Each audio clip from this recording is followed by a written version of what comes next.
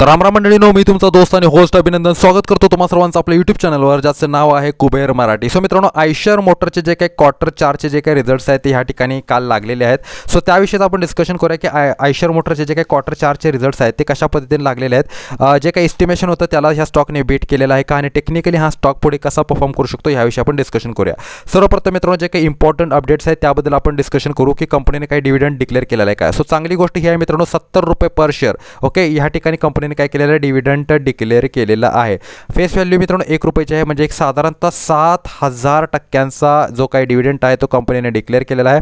ह्याच्यासाठी जे काही मित्रांनो ही आहे रेकॉर्ड डेट आहे, ते रेकॉर्ड डेट सध्या काय केले गेले नाही आहे, डिक्लेअर केली गेलेली नाही आहे. ज्यावेळेला रेकॉर्ड डेट डिक्लेअर होईल त्यावेळेला मी ह्या ठिकाणी तुम्हाला कळवण्याचा नक्की प्रयत्न करेन. सो इतर काही इंपॉर्टंट अनाउन्समेंट्स नाही आहेत, कोणत्याही पद्धतीचा स्प्लिट किंवा बोनस या ठिकाणी अनाउन्स केला गेलेला नाही आहे. आता आपण डायरेक्टली मित्रांनो हे काही क्वार्टरली रिझल्ट्स आहेत त्याच्याविषयी चर्चा करूया. बघा, 5241 कोटींची मित्रांनो सेल्स आहे. मागील क्वार्टरपेक्षा जर तुम्ही विचार केला 4973 कोटी सेल्स होती, आता 5241 कोटी झालेले आहे. मार्च 2024 मध्ये मित्रांनो हीच जी काही सेल्स होती 4256 कोटी होती. म्हणजे क्वार्टर ऑन क्वार्टर बेसिसवरती आणि इयर ऑन इयर बेसिसवरती एक चांगली ग्रोथ आपल्याला या ठिकाणी पाहायला मिळते.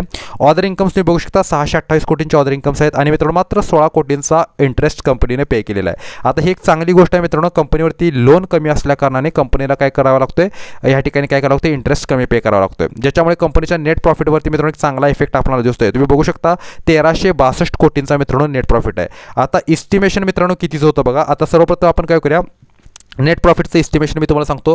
1238 कोटींचं मित्रांनो इस्टिमेशन या ठिकाणी निघून आलेलं होतं, पण जी काही प्रॉफिट आलेला आहे तो 1362 कोटी रुपयांचा आहे. म्हणजे जी काही इस्टिमेशन होती त्याला कंपनीने चांगल्या पद्धतीनं बीट केलेला आहे असं आपल्याला दिसतंय. आता सेल्सचा विचार केला तर 5241 कोटींची मित्रांनो सेल्स आहे, पण इस्टिमेशन किती होतं, इस्टिमेशन होतं मित्रांनो 5147 कोटींचं. ओके, म्हणजे जी काही सेल्स आहे मित्रांनो त्याच्यापेक्षा, म्हणजे जी काही इस्टिमेशन होतं त्याच्यापेक्षा ह्या ठिकाणी वाढूनच आलेले असं आपल्याला या ठिकाणी दिसतंय. सो ऑब्वियसली इस्टिमेशनला कंपनीने काय केलेलं मित्रांनो आउट परफॉर्म केलेलं असं आपल्याला दिसतंय. आता ह्याचबरोबर मित्रांनो जे काही इयरली रिझल्ट्स आहेत त्याविषयी आपण थोडीशी चर्चा करूया.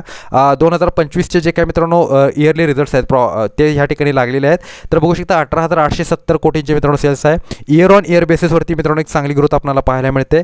ऑर्डर इन्कम्स बघू शकता 2005 कोटींचे आहे, आणि इंटरेस्ट मात्र मित्रांनो 54 कोटीचा कंपनीने पे केलेला आहे. Low debt to equity ratio असल्या कारणाने, कमी कर्ज असल्या कारणाने इतका कमी इंटरेस्ट कंपनीने पे केलेला आहे. नेट प्रॉफिट बघू शकता 4734 कोटींचा आहे, जो मित्रांनो मागील वर्षी 4001 कोटींचा या ठिकाणी होता.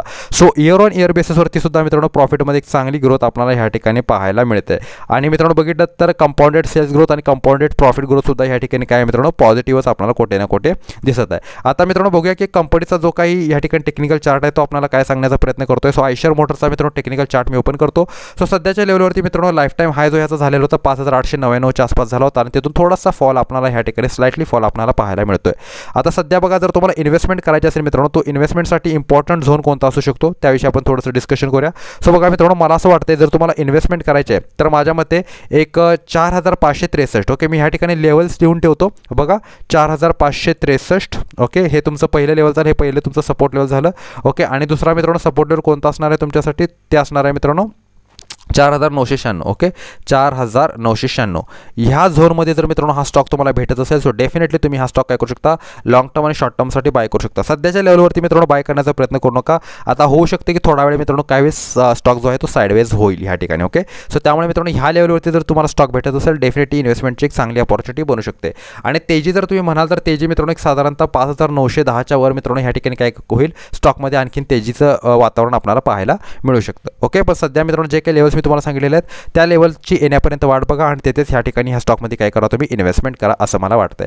सो आशा करतो मित्रांनो हा व्हिडिओ तुम्हाला आवडला असेल. व्हिडिओ आवडला असेल तर व्हिडिओला लाईक करा, शेअर करा, चॅनलला सबस्क्राईब करा. भेटतो पुढील व्हिडिओमध्ये. तोपर्यंत goodbye, take care and a good time. Thank you very much to all of you.